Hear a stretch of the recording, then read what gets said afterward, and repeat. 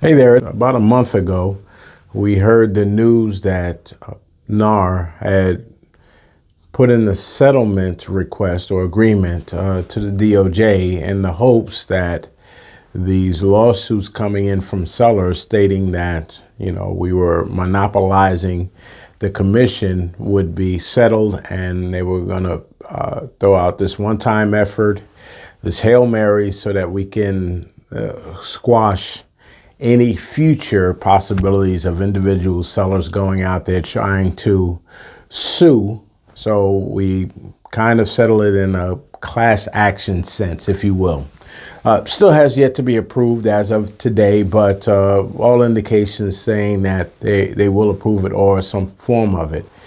And in some form of it, what we are seeing is the elimination of it being written in the MLS, meaning the buyers and buyer's agent and the seller's agent are now engaged into a conversation, whereas before in the Code of Ethics for NAR in 16.6, I believe, it said that we could not negotiate this because in doing so, we're putting our needs above our clients. So whatever is written there, that was it. We couldn't argue. We couldn't negotiate. That was not part of the process. Now it is, or it will be. So this is freaking out a lot of people in doing that. And I said this opens the doors, actually, to a lot of that. Imagine, if you will, the conversation that first agent had to have with the seller initially so many years ago, requesting 6% of the sales cost of your house so that I can possibly share this with somebody else to half of it to entice them to bring a buyer into me. That conversation is a lot more difficult to make than it is with the buyers. Now, please, there are so many sides to the conversation of where the money actually comes from. So the one side of the conversation states that it is due to the buyer bringing the money, so the buyer is actually paying this fee because the buyer is coming out of his funds, giving it to the seller is then passing it to the agents. On the other side of the fence, it says, well, no, the seller had the sales price. They have that equity position in the house, and they are taking from that and then paying their agent, who in turn pays the buyer's agent. So, it's one of those chicken or the egg, which one comes first? In either case, what this does is now open up a dialogue that we weren't able to have before, both with the listing agent and their client, and now with your buyer client. I truly believe that there was still going to be a need for a buyer's agent. And of course, there are going to be some of us out there that's going to undercut a lot of things and come in at a bargain basement price. That still happens now with the listings, yet we are still able to thrive with a very profitable business because we offer full service instead of these flat fee brokerages that offers a flat fee, but don't call me, don't ask me for anything, don't ask me for any advice. I'm just taking your property, putting it in the MLS, and you fend for yourself. Well, there are going to be some folks out there that's going to do that for buyers. And I can't imagine how unfair it would be to that buyer that's going out there and paying this very small fee because they're not demanding of it. And in a lot of cases, that percentage that the listing agent has will still be given to them, yet the buyer doesn't get that level of service that they need in order for them to make an informed decision about buying a house. So we will always be needed. We will always need boots on the ground with respect to buyers and sellers. The proven model of the way we do the commissions now stands the test of time. There have been many players in this industry that try to take that away. Yet we are still here. We are still strong with that same model because it works. Now, if it was a model that didn't work, I promise you it would be gone.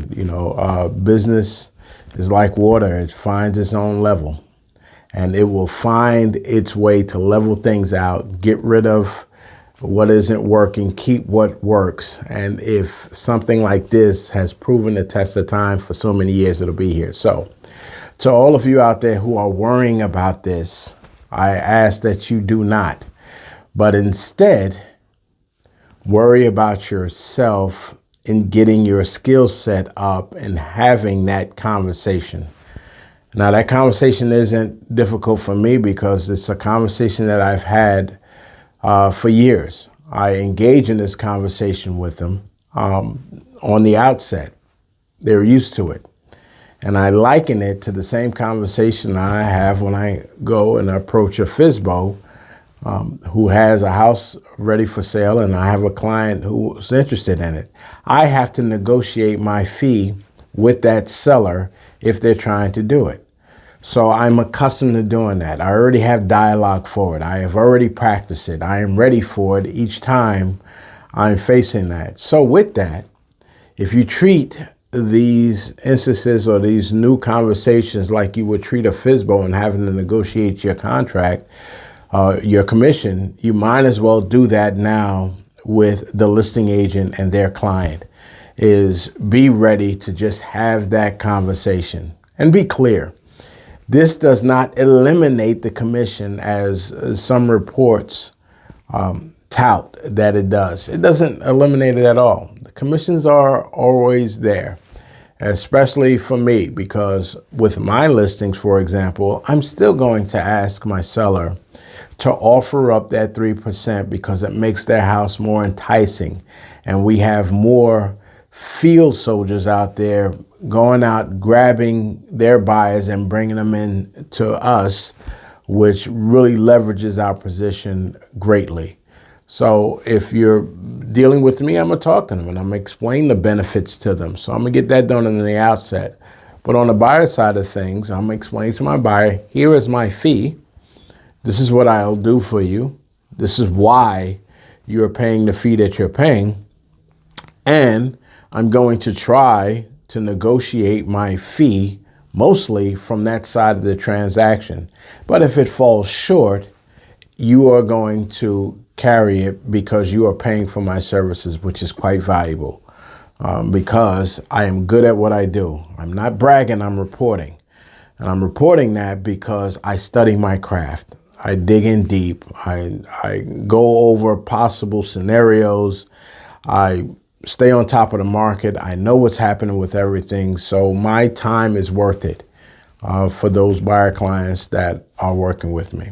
So you do that for yourself. Please improve your position by getting good at what you do. Know those contracts, know your market, and then start reading some books about the psychology of people and how to interact with them. And I promise you, you'll be better off for it.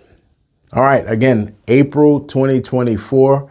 So I'm predicting that what's happening today is going to look completely different April 2025. And I hope you're ready for it. I'm Ron Cooks. I'm with Infinite Client. Always a pleasure to share what I have in here with you out there. Hit that like and subscribe. Maybe I can give you just one nugget that will push your business to the next level. And that's what I'm pushing for. You take care. Bye.